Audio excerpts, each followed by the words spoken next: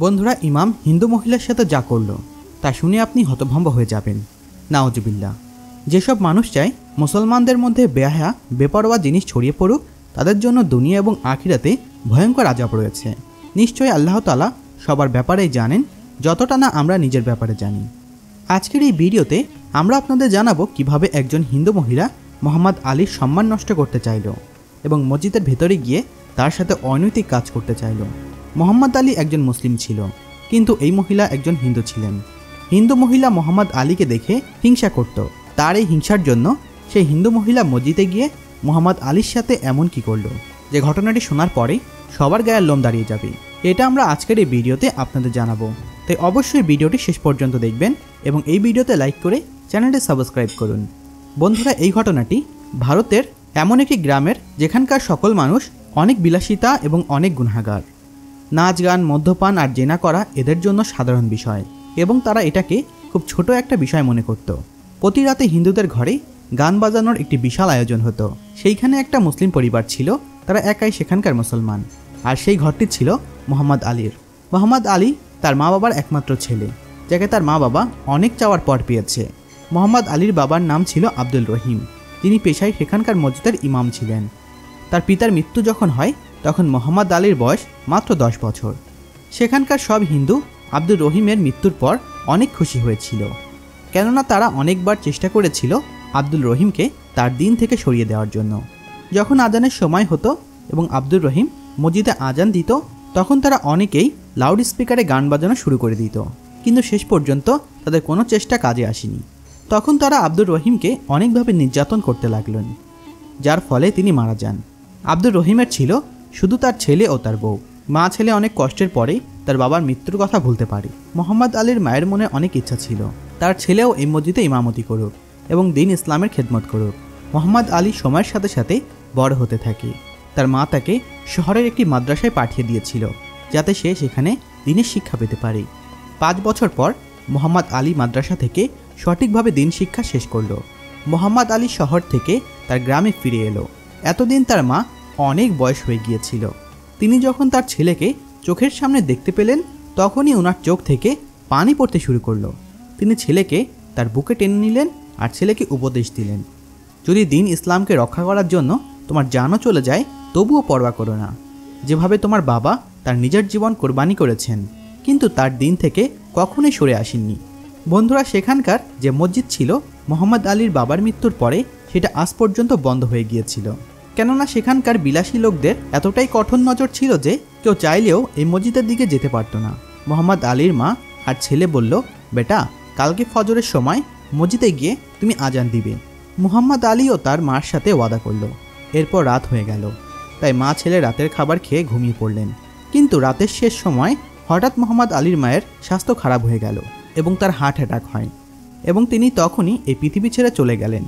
মোহাম্মদ আলী এখন সম্পূর্ণ পৃথিবীতে একা। সে তার মায়ের দাফন কাফনের ব্যবস্থা করলেন। সেখানকার মানুষেরা মোহাম্মদ আলীকে দেখে হেসে হেসে বলতো, তোমার বাবাকে আমরা যেভাবে নির্যাতন করেছি এবং তিনি মৃত্যুবরণ করেছেন, তোমাকেও আমরা মেরে ফেলবো, যদিও তোমার দিন থেকে সরে না আসো।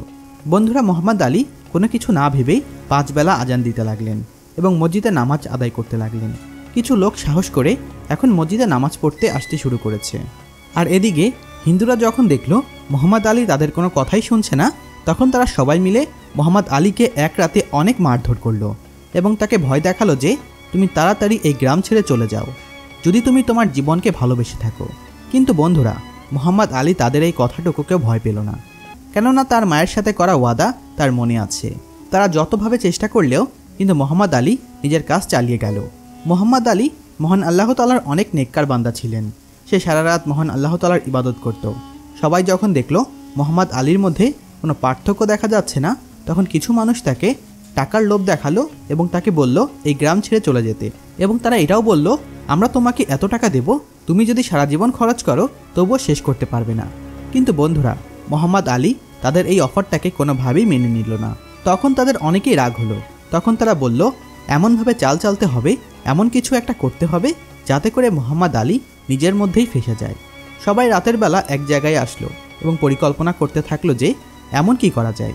হঠাৎ করেই তাদের মধ্যে একজন বলে উঠল, কেননা আমরা মোহাম্মদ আলীকে তার আত্মা দ্বারা মেরে ফেলছি না, যদি আমরা তাকে তার দিন থেকে সরিয়ে দেই। তখন সবাই মিলে সিদ্ধান্ত নিল এক যুবতী মেয়ে দিয়ে এটা করাবে, যে দেখতে অনেক সুন্দর হবে আর সৌন্দর্য দেখে মোহাম্মদ আলীও গলে যাবে। এমন একজনের ব্যবস্থা করতে হবে এবং তাকে আমাদের হাতিয়ার হিসাবে ব্যবহার করতে হবে।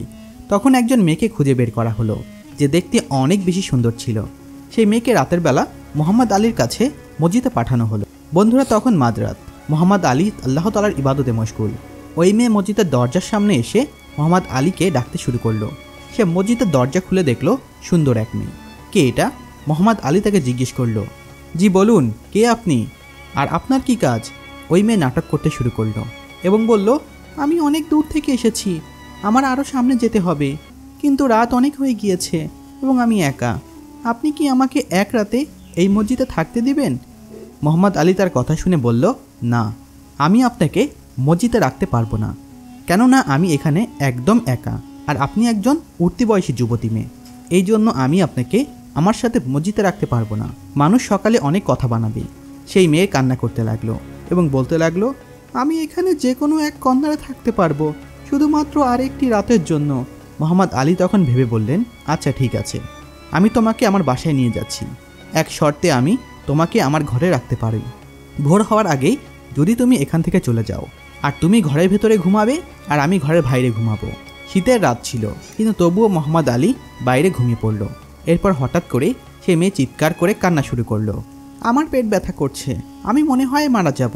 মোহাম্মদ আলী এটা শুনে উঠে বসলেন, কিন্তু ঘরে না গিয়ে বাইরে থেকে বলছেন, আমি ভিতরে আসতে পারবো না, আপনি নিজেকে সামলে নিন। সেই মিথ্যুক মেয়ে মোহাম্মদ আলীকে বলছিল, এটাই কি তোমার দিন?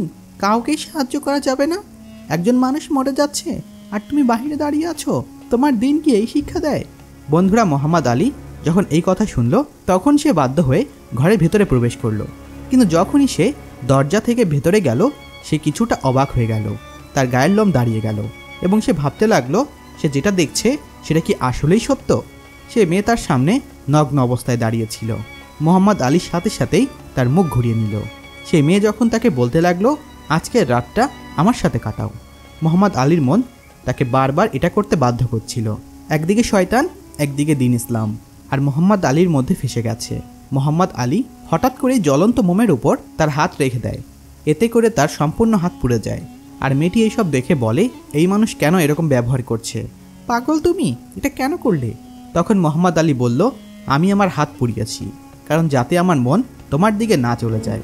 যখন এই মেয়ে এই কথা শুনল তখন সে মোহাম্মদ আলীকে বলল, আমাকে মাফ করে দাও, আমাকে বুদ্ধি দিয়ে এমনটা করতে বাধ্য করা হয়েছে। আমি এমন দিনকে আপন করতে চাই যে দিন একজন মেয়েকে এত সুন্দর দৃষ্টিতে দেখে। আমাকে কালেমা পড়াও, আমি মুসলমান হতে চাই। তো বন্ধুরা, এই ছিল আমাদের আজকের ঘটনাটি। অবশেষে মেয়েটি কলেমা পড়ে মুসলমান হয়ে যায় এবং ইসলামের সুশীতল ছায়াতলে আশ্রয় গ্রহণ করে। তো বন্ধুরা, এই ঘটনা থেকে একটি শিক্ষাই অর্জন করা যায়, আর সেটি হলো মানুষ পাপকর্মে লিপ্ত না হয়ে ইসলামের পথে ফিরে আসাই তার জন্য মঙ্গল। পাপ মানুষকে ধ্বংস করে আর শান্তি দেয় পবিত্রতম ইবাদত। তাই আসুন বন্ধুরা, আজ থেকে আমরা সকলেই আল্লাহ তাআলার ইবাদত করি এবং দিনে 5 ওয়াক্ত নামাজ আদায় করি। তো বন্ধুরা, এই ছিল আমাদের আজকের ঘটনা। ভিডিওটি যদি আপনাদের ভালো লেগে থাকে তাহলে অবশ্যই লাইক দিবেন, আর হ্যাঁ, চ্যানেলটি সাবস্ক্রাইব করতে ভুলবেন না কিন্তু। ধন্যবাদ সবাইকে।